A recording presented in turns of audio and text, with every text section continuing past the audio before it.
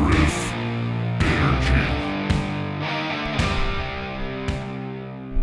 Welcome back to Big Riff Energy. It is Tuesday, January 23rd, and it actually is Tuesday, January 23rd. For the first time ever, I am recording this on the day. This is episode 45, and yeah, usually I do these in advance, but today's the only day that I could find the time to do this. So here we go, going in raw. Today I'll be fielding some emails from all over the globe. Really, got one from Australia. Got one from Brazil. What else? I'll be talking about Enter Arma, one of my favorite modern bands, one of the best current metal bands. We'll be talking about their album Paradise Gallows in particular, which is top 5 albums of the last 20 years for me, I would say. Yeah, for all kinds of different stuff. Before I get going, I'm going to do this. I haven't done this in a while, but I put out a lot of free content, which is cool. I don't really care. I'm not doing this for the money, clearly. But I will ask you, if you've been enjoying this podcast or if you're new to this podcast or whatever, click subscribe and like on YouTube. Drop a comment. I'm not sure what the equivalent is on streaming. I don't know if you can subscribe or follow or whatever it is you do, but go ahead and do that, man. If you're liking it, that's all I ask. And then that helps more people see it. It's plugged into the algorithm, and we can continue to build an army of free-thinking Big Riff savages. That's the goal. What else, man? Oh, yeah. Write me, bigriffenergy@gmail.com. Whatever thoughts, questions, ideas you got, and I will address them on the podcast. You tell my voice is a little thrashed. We're in week 3 of recording. First 2 weeks have been great. I know it's a good sign because we've had 2.5 weeks of the weirdest, most schizophrenic, bizarre weather events that we've had in the past year or more. So that's a good sign. Everything from Arctic blasts to torrential downpours and flash floods to really weird Ronnie James Dio misty morning stuff. I've been hanging out with the deer. I'm not going to do any visual editing just because I'm going in the studio as soon as I finish this, but I will put up a little video. We have deer and coyote and stuff out here, and I've made a lot of progress because we have deer friends that come around that we know, that know us. But I was actually outside last night and they came right up to me. I'll put it on the screen. We have like a family of 3. It's a buck and a doe and a little baby. And I think it's the same deer that have been coming around for like the past year. But they walked right up to me and were unbothered by it. Pretty cool, man. So I've been enjoying that. Oh yeah. I forgot to mention last time, maybe you've seen the Smashing Pumpkins are doing open auditions for a guitar player, which, let me go ahead and preface this by saying Billy Corgan has always been really good at PR stunts and keeping the band's name and his name out in the ether, you know. He's a big pro wrestling guy, so he's all about kayfabe and narratives and characters and I mean, just a recent example is him talking about how he saw a shapeshifter, you know, in a high rise in New York or something. He did the podcast circuit. He did like Howard Stern and Rogan and some other shit. But he was really selling this story about how he was with somebody. I think he sort of, I can't remember exactly, but I think he sort of implied it was like an industry person or something, and that they were in a apartment or a hotel, and he turned his back, and then when he turned back around, the person had morphed into like a different person. But the thing is, he sells it so good. Like he acts like he almost doesn't want to talk about it because he doesn't want people to think he's weird or whatever. And he's just selling the shit out of it.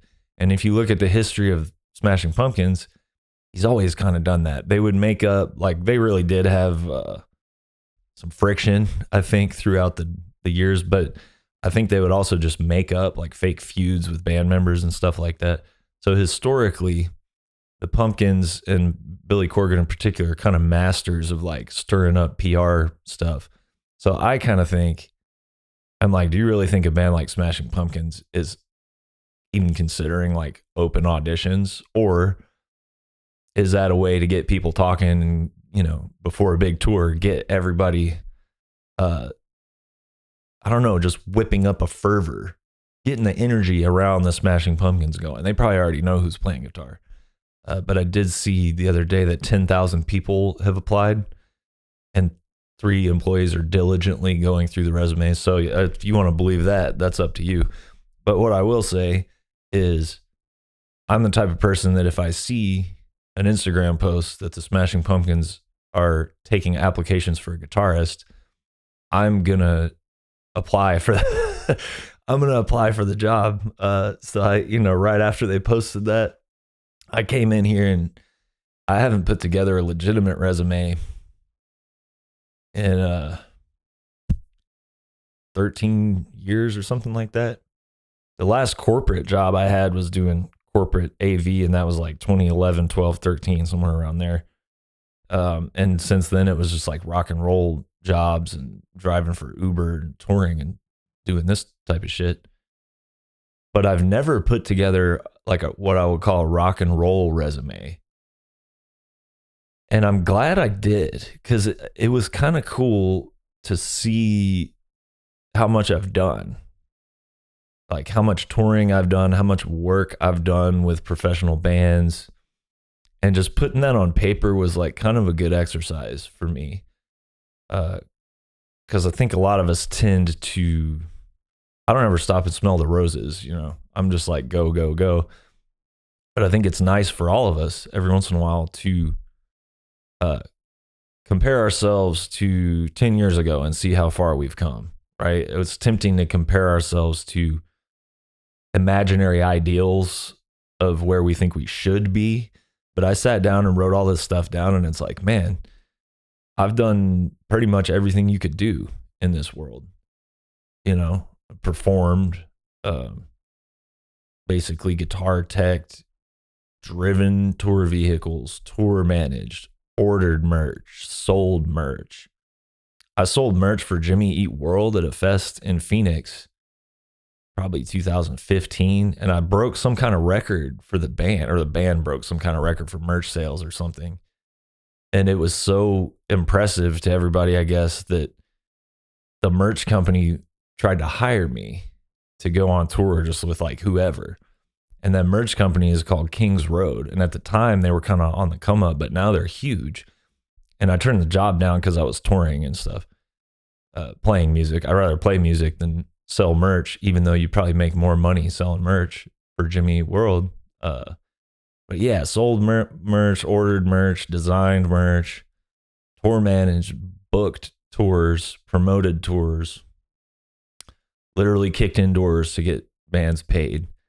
Ran sound in bars, ran sound at corporate events. The corporate AV company I was working for got bought out, and then I just started doing rock and roll stuff.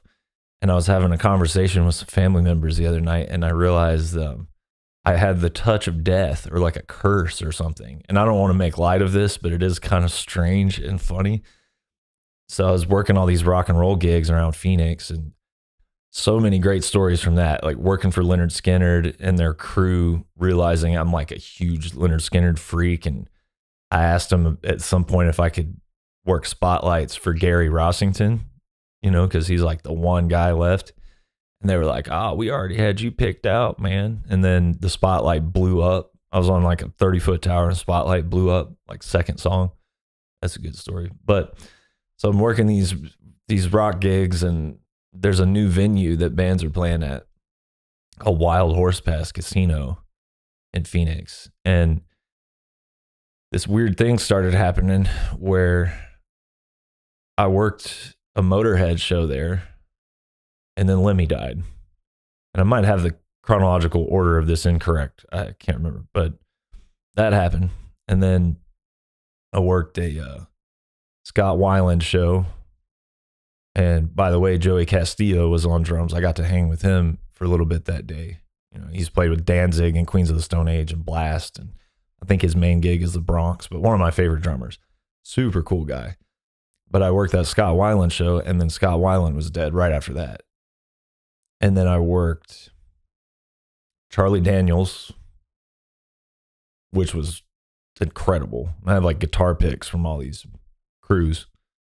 And then Charlie Daniels died. And then I worked Merle Haggard, and then Merle Haggard died. I'm like, Jesus, what's going on here, man? And I think there were more. I think there's one slipping my mind at the moment. But then I realized the one guy that survived working or playing a show that I was working is Ron White, the comedian, and he looks better than ever. He looks like a redneck hippie, gray-headed Jesus. So anyway, doing this resume for the Smashing Pumpkins, that's what I do, man. If I see something like that, I'm gonna apply. I don't care. I don't even think it's real. I think they know who's gonna play guitar. They don't need a third guitar player. Let's be honest. And if I got the gig, I would want to play the solo from Hummer anyway, and I know that'd be like the one part of that song that Corgan's gonna play. I get a lot of emails about soloing and how to solo and riffs and learning guitar and stuff like that. Go on YouTube and watch a video of how to play Hummer by the Smashing Pumpkins. There's a guy that just like plays along to the song, and it's scrolling through the tabs as it goes along. To me, like if you want to learn how to write a solo that is perfect, that is emotionally moving but still kind of cool and a little bit show-offy and cool, that intro solo to Hummer, it's one of the best guitar solos ever. And play it on your neck pickup. Sounds different. Okay, I think that's it, man. So keep your fingers crossed for me that I get to go to Chicago and audition for the Pumpkins. I like going to Chicago for any reason, Good city. I'm going to go to some emails. Bandcamp Brian. Okay, so this guy Brian ordered some stuff on Bandcamp. Your last episode of Big Riff Energy was great. I was laughing at your rant on touring and the state of the music industry. Not that it's funny, I just love your no bullshit take on things. I stopped listening in a real dedicated way to music for a few years because it just seemed that everything new was crap, and I was sick of the same old stuff I've listened to a million times. I'm glad I found the error of my ways. There's great stuff like Spirit Adrift out there. Thank you. I just have to dig deeper. It's been fun re-experiencing the excitement of new music. I also started playing guitar again recently. I was a singer in the day, but loved noodling with guitars. Never really learned correctly from the start, so I'm starting completely from scratch, taking online lessons. Once I feel like I won't embarrass myself, I'll reach out about the lessons you lead. Congrats on the new record deal. Can't wait to hear the new stuff. Thanks, Brian. By the way, I'm going to apologize to Brian because we got these rolling papers. Our merch dude made these rolling papers, and I just send them out in every order. And when you open it up, it says no tobacco, drugs only, which is hilarious. But if you're if you're ordering something you don't want me to send you pro drug rolling papers, for the record, I fucking hate weed. I can't stand weed. I can't stand THC. I never could. Even when I was getting fucked up, I hate weed. So they're just funny, man. But if you really don't want to see, merchandise items that are promoting illicit drug use, then let me know and I won't put them in there. But I'm just trying to get rid of these things, man. They cost like half a penny to make. They got suicide nets around the shop in China where people are making these things. Okay. Yeah, man. Thanks. The new stuff that we're working on is going good. Like I said, week 3 in the studio. Usually by week 2 or 3 we'll be done, but we're really putting some extra time into this one. The guitar lessons have been awesome, man. I keep picking up more and more folks, and I got a regular now that shout out to my friend Sam, dude. It just seems like I look forward to just like hanging out with my new buddy on Sundays now. It's cool. And I've been teaching a couple other folks, and dude, some of y'all got riffs, man. Kirk from Texas got some fucking Dimebag Darrell type riffs, man. Good stuff. So it's fun, dude. It's casual. Like we can, there's people showing up of all skill levels and experience levels, you know, and really like, I know that dudes like Bill from Mastodon teach guitar lessons on tour, and he said half the time people just show up without a guitar. They just want to hang out with them and just, yeah, have a hang session. So it's whatever you want, man. You're not going to embarrass yourself. So yeah, shout out Brian. Oh, and also Brian, I think it was Brian. I apologize if it was somebody else, but somebody on Bandcamp ordered something and said they were going to buy Divided by Darkness on vinyl. I'm going to tell you something real quick. Divided by Darkness is out of press at $20 spin. There are Century Media copies, but I have one copy of the $20 spin version. If you're just listening, it's going to be kind of hard to get the full experience here, but I'll sort of break it down for you. I have the inserts from the $20 spin pressing and the insert from the Century Media pressing, lyrics and stuff. And this guy, Dan, over in the UK, who I'm working with now, actually on the new stuff, he designed these like cool little insignias and stuff. We really put a lot of effort and thought into the visual presentation. This record is a hyper sigil, so it's like there's all kinds of elements going on outside of the music that are important, you know. So on the $20 spin side, or insert, on one side is the lyrics and all these cool visual things. On the other side is a painting that my friend Lillian did, the cosmic hummingbird, right? So that's the $20 spin insert. That's what it's supposed to be. Here's a Century Media insert, is the lyrics and all the cool stuff on one side. You turn the insert over and it's the lyrics in plain font with no visual elements whatsoever on the other side. So the lyrics are it's like they didn't print they didn't put the artwork on the insert. It's just lyrics on one side that look cool, and then lyrics on the other side, same lyrics, same exact lyrics, same songs that don't look cool. So this is what happens when you don't micromanage every single fucking aspect of every single thing that you're doing. And nothing against anybody at Century Media. There's passionate people at Century Media. It's just the state of things, man. Century Media is owned by Sony, and Sony is selling so many PlayStation 5s that they don't give a fuck about selling vinyl copies of Divided by Darkness by Spirit Adrift. Again, much love and respect to everybody at Century Media. It's just the state of the business, man. I don't even think there's adequate manpower to do the things that they need to do.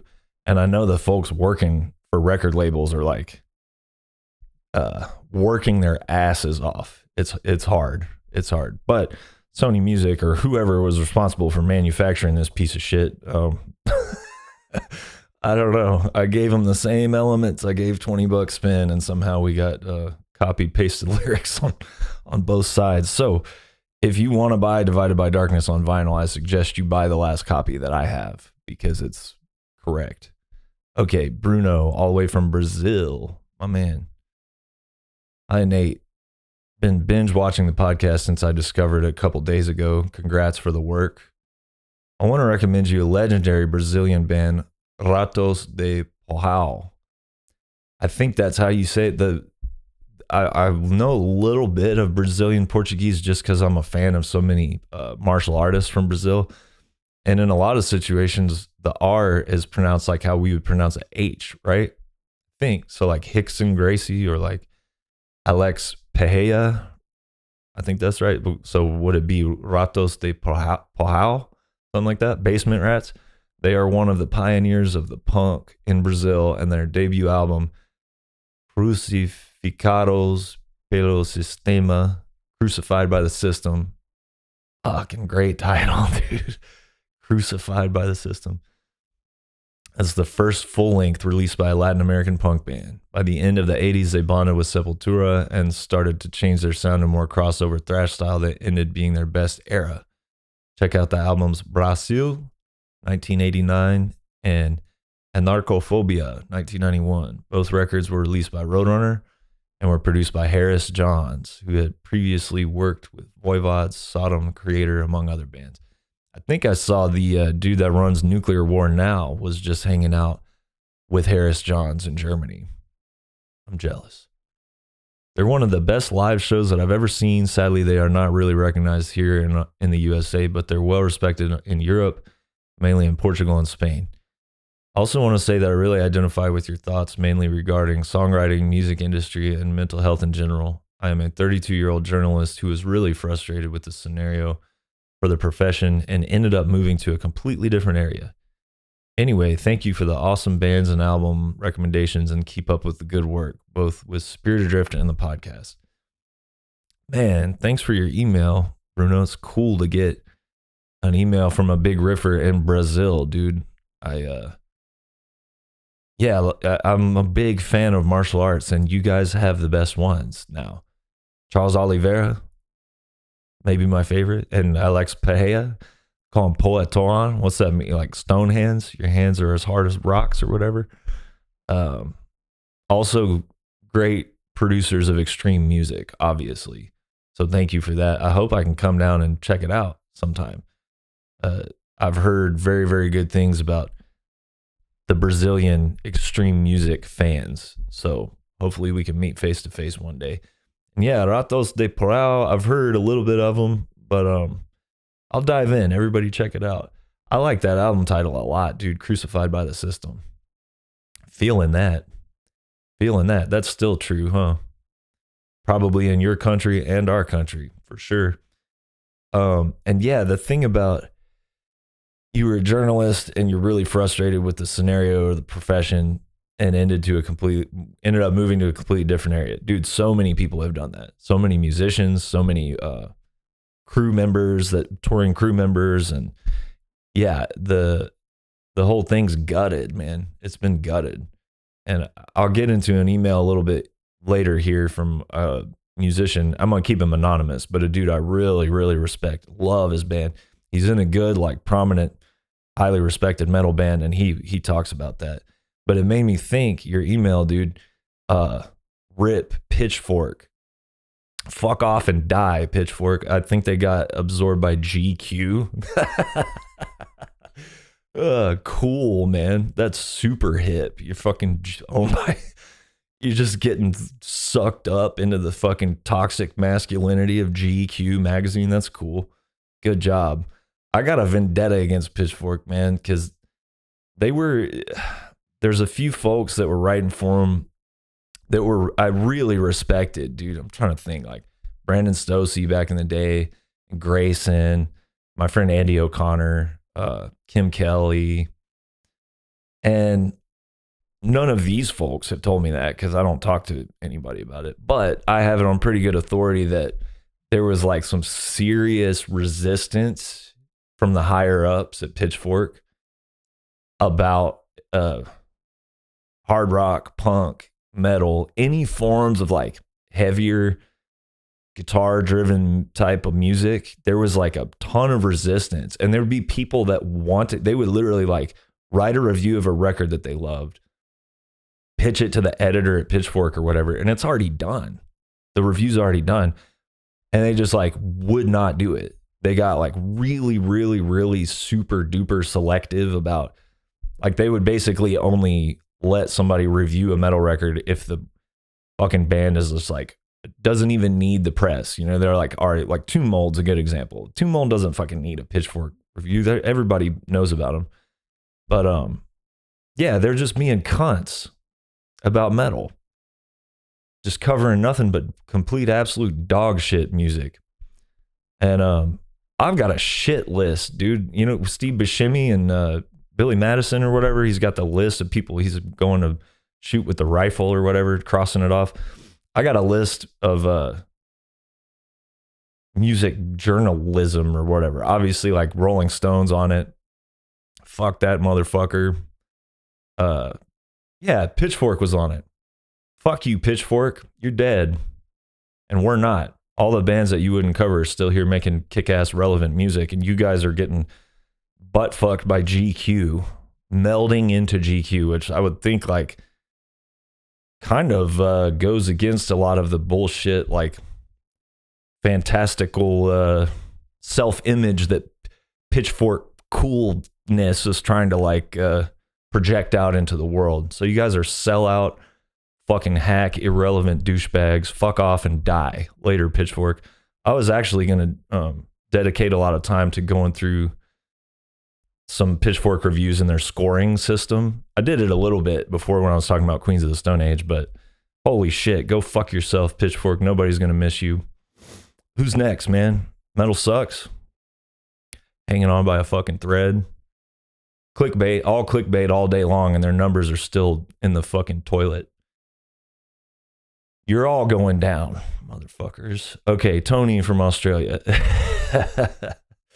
And no offense to like people, we've had a couple people write about Spirit Adrift at Pitchfork, so I'm not talking about y'all. Andy O'Connor, you know I love you. Andy's freelance, man. Even like Sam Sadomsky, you got a little cunty there towards the end, but maybe it's out of your hands. But thank you for covering us at Pitchfork. All right, Tony from Australia. Tony S. from Down Under. Just wanted to say that the YouTube episode is easily one of the highlights of my week. I've really enjoyed watching it develop from episode 1. The last several pods have been real food for thought. It's nice to feel like part of a global community of big riff energy lovers who are all just trying to be the best versions of themselves they can be, despite challenges. I'm sure that you don't see yourself as some kind of self-help knob jockey. Maybe. But your honesty, openness, and the no fucks given vibe of hanging out and conversing really does foster a real sense of community and sharing, I reckon. I reckon must be like a Southern American thing and an Australian thing. That's why I love you motherfuckers, man. Even though most of my problems are first world white man, it's inspiring to realize that there's blokes like me on the other side of the world just trying to deal.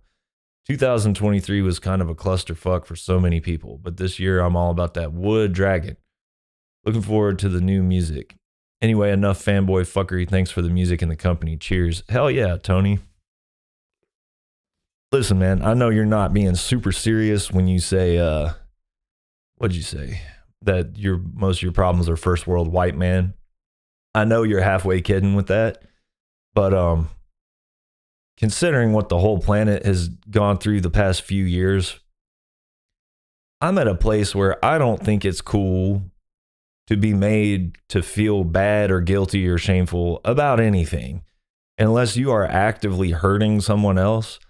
But it does seem like certain types of people are just supposed to wake up and feel bad. It kind of reminds me of like the concept of original sin in the Bible, which fucking completely repulsed me from Christianity when I was a child, when I had my first inkling of like cognitive abilities. But yeah, man, your problems are real problems. You don't have to like, and again, I know you're not being super serious. I get that you're not being tongue in cheek, but just kind of whatever. You don't have to minimize your problems just because you're a certain fucking have a certain amount of melanin in you, or you're a certain gender, born in a certain situation. Your problems are your problems. And if there's ever been a time in modern history where we need to just be like, everybody feeling okay about who they are, no matter what, as long as your actions are not harming other people, you're okay. You're okay. Nobody needs to feel guilty about who they are. Man, woman, child, cis, straight, gay, trans, LGBTQIA+, whatever, pronouns, whatever, any of that shit, whatever skin color you got, whatever limbs you're missing or whatever, it doesn't matter, man. Nobody needs to feel guilty about who they are. And God damn it, that includes cis, straight, white men. We don't need to fucking feel bad either, unless you're being actively oppressing somebody or walking around, unless you're driving a Dodge Ram and just fucking causing havoc all over the road for no reason, which like, what's the deal with Dodge Ram drivers all of a sudden? Did they have like a meeting or a message board or something? But outside of just causing fucking problems for other people, if you got enough problems going on, you don't need to feel bad about being a first world white man. Fuck that, dude. Nobody needs to feel bad about who they are, period. Okay. Malcolm. Hey, Nate, writing you from Seattle. I too have a special love for San Antonio, as I lived there for 5 years while going to college. To me, easily the most interesting and genuine big city in Texas. Yeah, man. Austin was super interesting and cool at one point. But these motherfuckers, Joe Rogan and Elon Musk and all these fools moved down here like literally a few months after we did. And it's beginning to look a lot like Los Angeles. Okay. I'm buying your latest record for my uncle who has a brain injury he sustained from a climbing accident. Music is one of the things we bond the most over. And last time I visited him, we listened to Gods of the Earth by The Sword. Hell yeah, that's a good album. Weird production though. The cymbals are too loud. He's a big fan of Mark Lanigan, Queens of the Stone Age, Pink Floyd, and a diehard Melvins fan. He also likes some electronic music and acoustic stuff. Any recommendations you may have that I can pass along to him?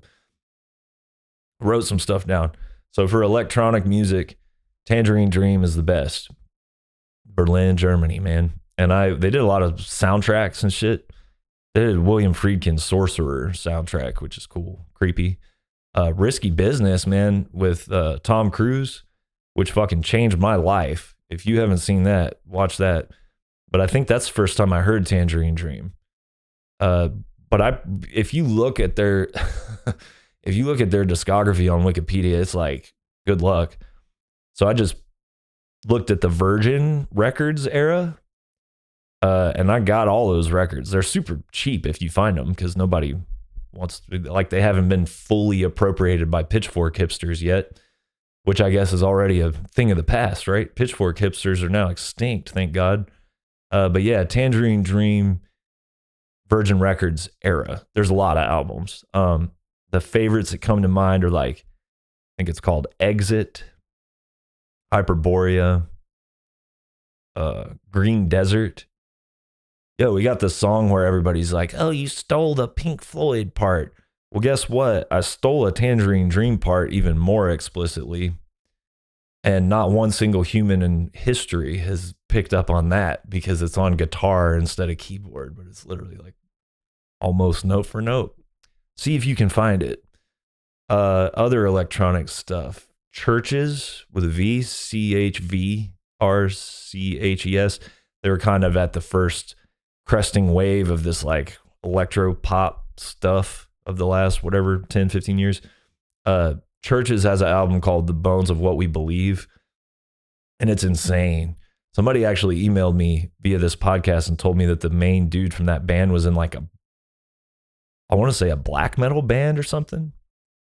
But that Churches album is great, dude. Great melodies and sounds. It's sort of like a more modern-y, poppy sound and Tangerine Dream musical bed with like a thick Scottish accent, angel, kind of like ghostly, angelic vocals on top of it, with these really super powerful, catchy melodies. It's great, dude. That's a good electronic thing. Here's a cool story. We were on tour. I think it was a COC tour, maybe Crowbar.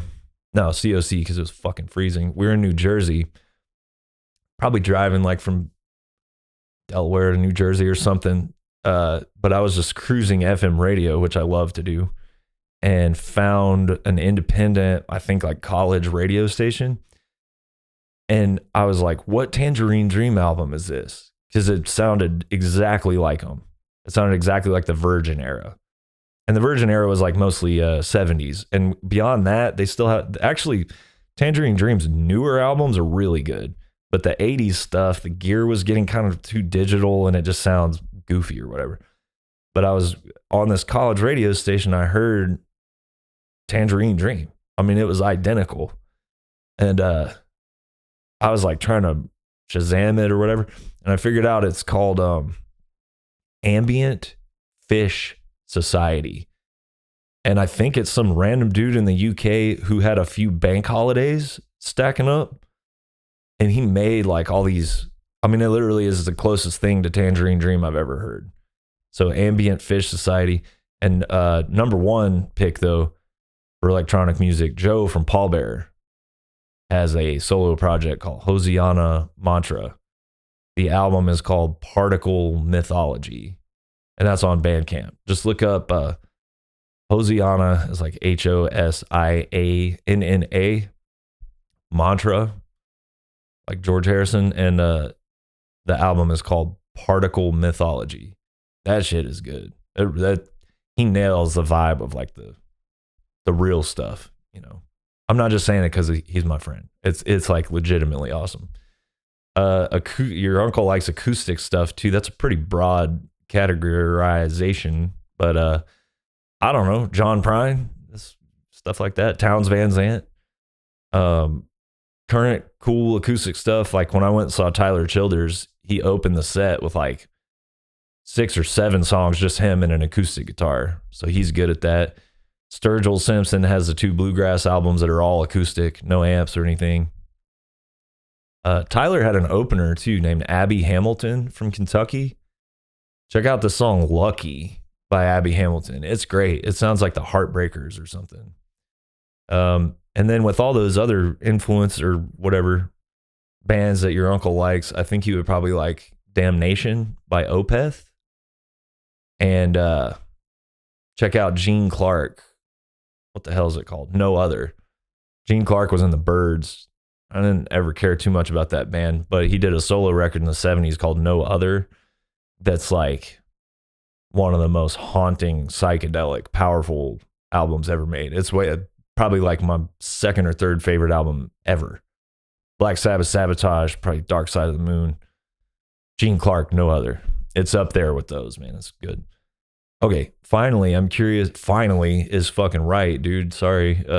Finally, I'm curious about your experience recovering from your back injury. I've had consistent chronic neck pain for over a year now, and it's still affecting me. I think it's mainly from working at a computer every week. Have you gone through any non-clinical treatments like acupuncture or massage? I try to work out and strengthen my neck and back, but I don't want to overdo it. So I don't know about you, man, but my injury was herniated L5S1, which is the disc that goes out for most people. And I know a lot of musicians that have the same issue. I know a really good guitar player who's been around a long time. It's something, and we talked about it. He had the L5S1 surgery and fixed him up, I guess. But he thinks that stringing a guitar that's putting weight on one side of your body and it's not symmetrical, it's not like an even weight, evenly distributed weight. He thinks that has a little bit to do with it. But I was like lifting heavy weights. I have a very small skeletal frame. Like my morphology is like Charles Oliveira or John Jones, just like tall and skinny. That's just my physical makeup, you know? So I was doing a lot of stuff I probably got no business doing. So what I did is, I had like 3 different people tell me I was going to have to get surgery. Obviously didn't want to do that because that can go either way. I went and did physical therapy, and it was a borderline kind of new agey type place, talking about energies and shit. Like this girl go to Utah and climb rocks and all kinds of shit in her fucking Birkenstocks or whatever. But she did show me a bunch of stuff, just mobility movements, just moving, stretching everything out. And she told me a disc issue will heal eventually, depending on the severity of it. And it did. I did like 6 weeks. I did it every fucking day. And I was deadlifting like 400 pounds by the end of my heavy weight training. And this physical therapy was harder than that because I wanted to deadlift. I enjoyed it. But dude, physical therapy for an injury sucks. You do not want to do it. But that's what I would recommend, man. Find some, and you don't even need to like go pay for it. You can find all kinds of stuff on YouTube. Just maybe try to figure out exactly if you have an injury, Because there's a difference between being hurt and being injured. Being hurt doesn't mean jack shit. Get over it. But if you have an actual injury, that's a different thing. And you need to fix it. Yeah, there's plenty of stuff on YouTube. And I am kind of interested in borderline new agey concepts because I think it's pretty well determined that the pharmaceutical solutions, although that's necessary for some people, there's a lot of corruption and evil that went on with that. You know, that was pushed for many years as the only solution because people were making a ton of money on it, right? Check out the Andrew Huberman Lab podcast. He just talked to a dude about pain management and how a lot of pain is physical pain is exacerbated by like built up trauma and stuff like that, because pain occurs in the brain, right? Injuries occur in the body, but pain occurs in the brain. That's why pain pills are shutting off the pain in your brain. They're not actually fixing anything that's wrong with you. So I hope that helps.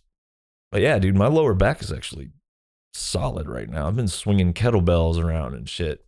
No more super heavy lifting, but going like as hard as I've ever gone and not hurting myself. So it's cool. It took me a long time to figure out how to do that. Okay, here's an anonymous email. This dude, I would say is a friend of mine. We haven't hung out a ton in person, but we talk a lot and played some shows together over the years. And don't worry, dude. I'm not saying your name or your band name or anything like that, but I just think this is important to share here. And he told me I could share it as long as I kept it anonymous. I will say I really love and respect this dude's band and his music. This is not like some rinky-dink ass band. This is not some local band. This is a band that is accomplished and highly respected and cool. This is a cool, really fucking good band. They've put out great records, great live show, great presentation, everything. I don't like a whole lot of newer metal bands, and I like this one a lot. So this dude wrote me, "Hey, what's up, Nate? Been enjoying the podcast still. I'm just writing because I've had a lot on my mind and a lot of instances lately that have to do with the weird and gross politics of the music industry, but mostly the touring world. You're one of the few people closer to our level, at least, that has addressed this publicly on the podcast, so much so that I remember you saying you may be done with touring all in all, at least for a while. I'm sort of curious if any one thing happened to make you have this stance, or if it was a lot of situations over the years that added up to a boiling point I find myself slowly getting to, sadly. We'll get offers for tours, most of them mediocre. Pretty much all of them worse than offers we would get even on our first record. And a lot of times we'll say yes and they'll be just okay, or they'll totally suck. We've had one really great tour for us within the last few years, but on the other hand, we'll rarely say no. When we do, it's to a really shitty offer with a band that we make no sense with, and the agents and managers flip out and say some bullshit like, if you don't take this tour, you won't get such and such tour down the line since it's from the same agency, or your new label really won't like this, or your new label's probably misprinting your fucking insert of your vinyl, or this is a really great tour and you shouldn't be denying it. You should be saying yes before an email from the agent even comes to you at your level. That was said to him word for word. He put that in parentheses. The tours we typically deny are objectively not great. They're extremely low pay, $250 some nights, a pathetically lower amount than what we've mostly worked up to, which still isn't a lot. Guys, I'm an objective outsider. Me and this guy are not fucking close. We didn't grow up together. I'm not getting anything from this. You don't even know who that is. So I'll just tell you, in my world, if we're going off of like cool band, good songs, good riffs, and that's what matters, this band should be making $2,000 a night, $1,500, $2,000 a night. There are bands that are playing the same kind of music as this band, except they fucking suck. And they're just like hyped up because they wear fucking costumes or something. That are making more than that. This band should be making $2,000 a night. I'm gonna say that objectively, man. And okay, well, let me pick this up. $250 a night. Jesus Christ, dude, for $250 a night, I will punch your fucking eye socket in. Yeah, $250 a night, and they're usually weird C market tours with bands that we wouldn't particularly mesh with. We should be getting offers because we released a great record according to a lot of people, not because we said yes to a shitty tour a year before. That's right, man. The politics of it all is getting absolutely disgusting to me, and I don't know if it's just the managers blowing smoke for their own benefit, money, or if this is really how things work nowadays. I assume it's a bit of both.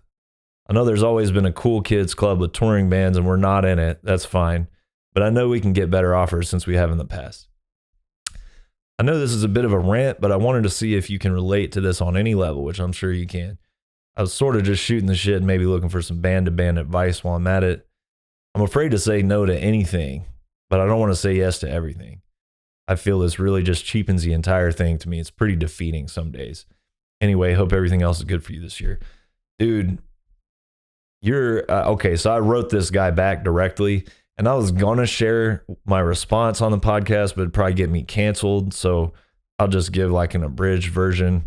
But first of all, dude, you have no idea how much that email helps me, because it's hard to look at ourselves objectively. And when our own band or our own ambitions, enterprise, whatever it is facing these kind of struggles, you start to think like, shit, do we just suck?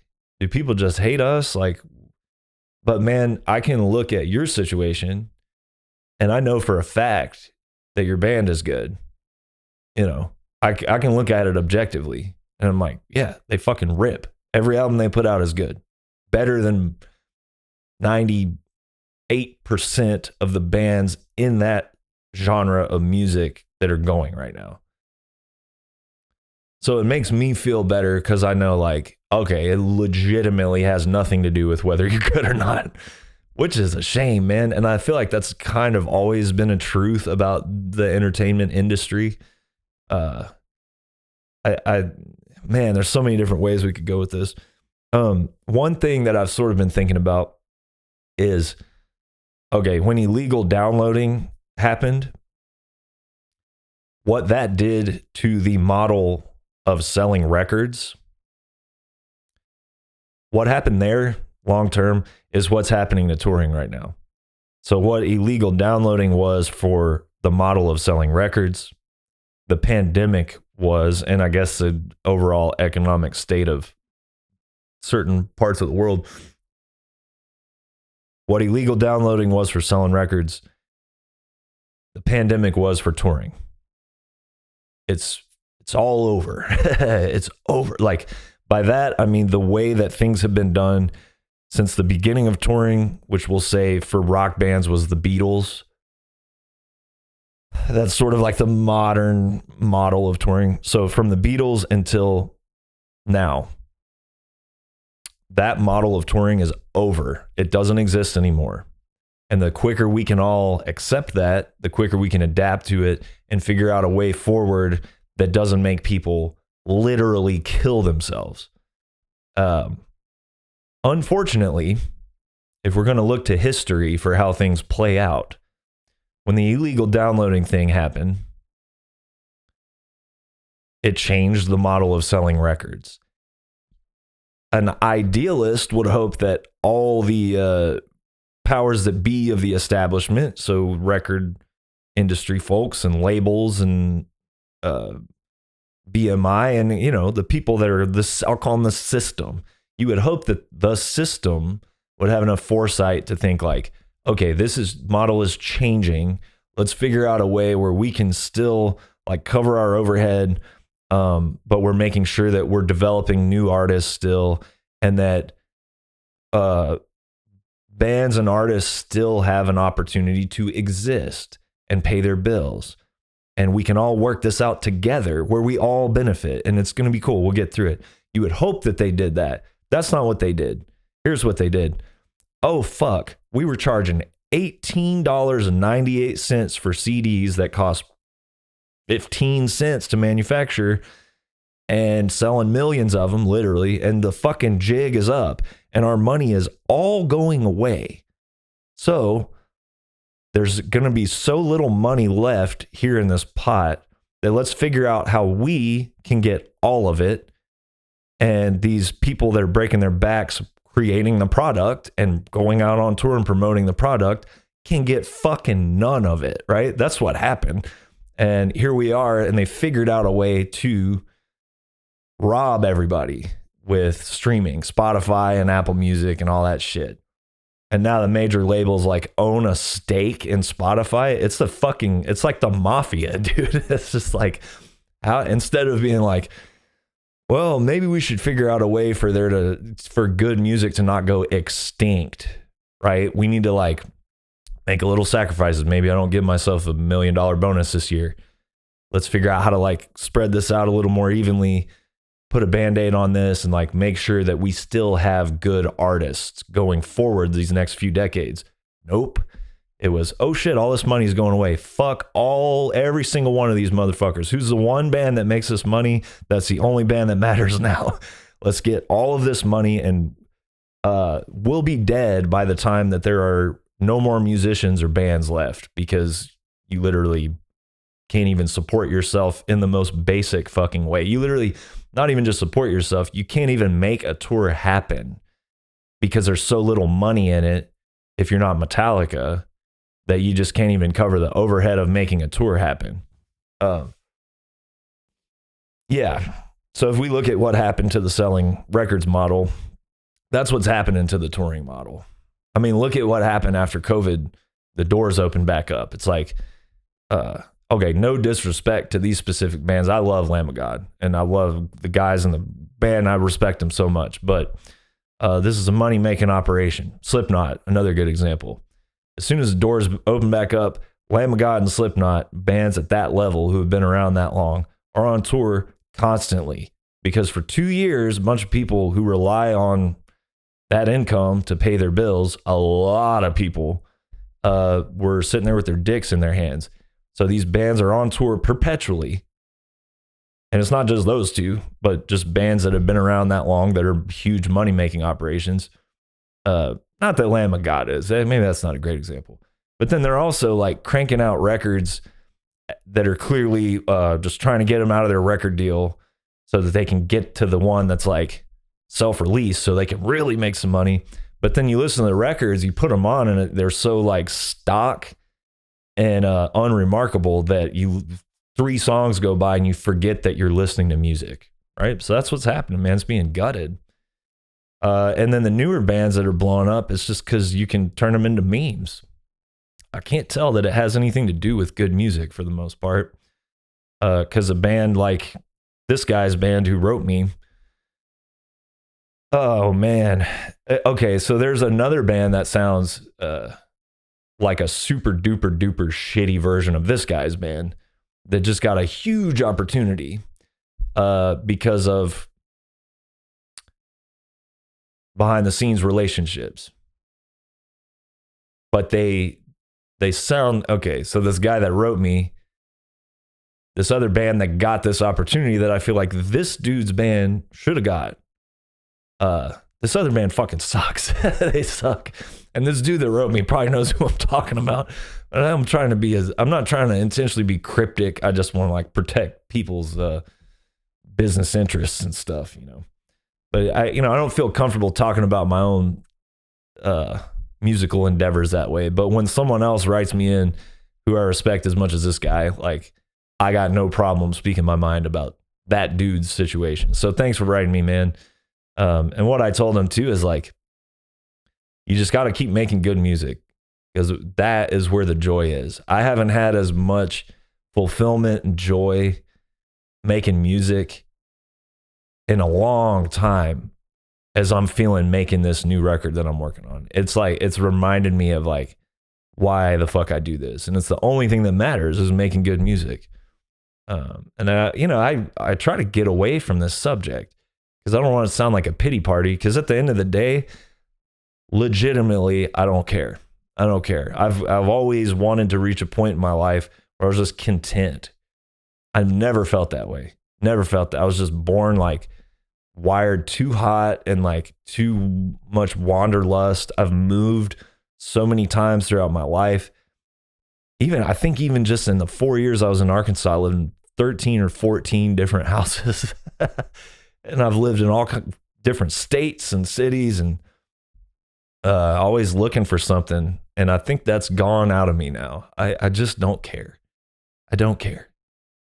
I got to meet Steve Harris and thank him for starting Iron Maiden. I mean, like, I don't care. I don't care. If Judas Priest wants to take us on tour, I might consider it. But if you're going to email me about $250 like this dude, go take a look in the mirror and just smash your own fucking face into it 100 times, and then you can email me about $250. I might think about it. So thanks for your email, dude. Enter Arma is one of the best bands in the world. My favorite Enter Arma. Why don't you guys get a normal fucking name? Aren't y'all from Virginia or something? What's this? What is that fucking Latin? What's it mean? I guess it means in times of war or some shit. Cool. No, we have a long-running fake feud. But yeah, Paradise Gallows is my favorite Enter Arma record. The last one, Sulphur English, is really good too. This is like really brutal and atonal. And Paradise Gallows has some of that, but it has a lot of melody and really cool guitar harmonies. I mean, I almost sound like Dimebag Darrell from Pantera, man. They're good dudes. They used to stay at the house all the time in Arizona. In fact, there was one time where they played like 3 or 4 shows regionally, and these fools were just like living with us for a week. That was a good time, man. I love this band. I love this band. It's defies all genre classification.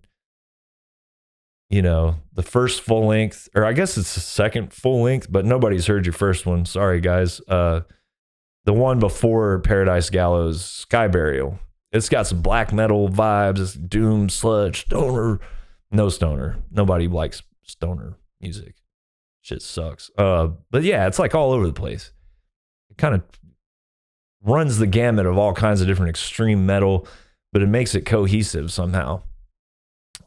And Paradise Gallows sort of leans more into the psychedelia and the melodic side of that. Don't get me wrong, there's some really brutal sections of the record, but it's just it's a masterpiece, man. I'll say that. It's a masterpiece. It's got like, if you are a true lover of extreme music, it has everything that you could possibly want in an extreme music album. It's got the best aspects of death metal, the best aspects of sludge, the best aspects of atonal psychedelic nightmare stuff. It's got like Thin Lizzy guitar harmonies. It has some of the most diverse vocal approaches that you've heard on an extreme record. There's like death metal growls and shrieks and clean singing and Peter Steele sounding stuff and Nick Cave sounding stuff and the goddamn song that sounds like Waylon Jennings. And dude, it's good. I know that sounds like kind of all over the place, but they make it make sense, and it's a cohesive experience. They're great dudes. Some of my favorite people in the world, man. We've had some really fucking good laughs and good times.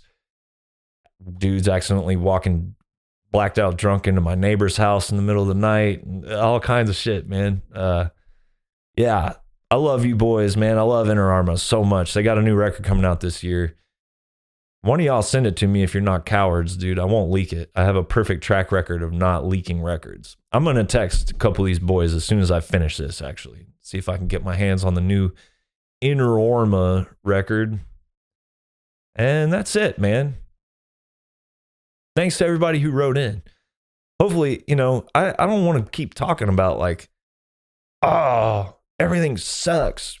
The music industry sucks. Like, my philosophy with this show is I'm going to cover whatever you guys write in. That's it. But I'm not bluffing when I say I don't fucking care. Miss me with all that. This shit I'm working on right now, I'm like, that's all I need in my life, dude. That's all I need. You can take all your little cool guy politics and stick them where the sun don't shine. All right, fuck off. See you next week, man. Later.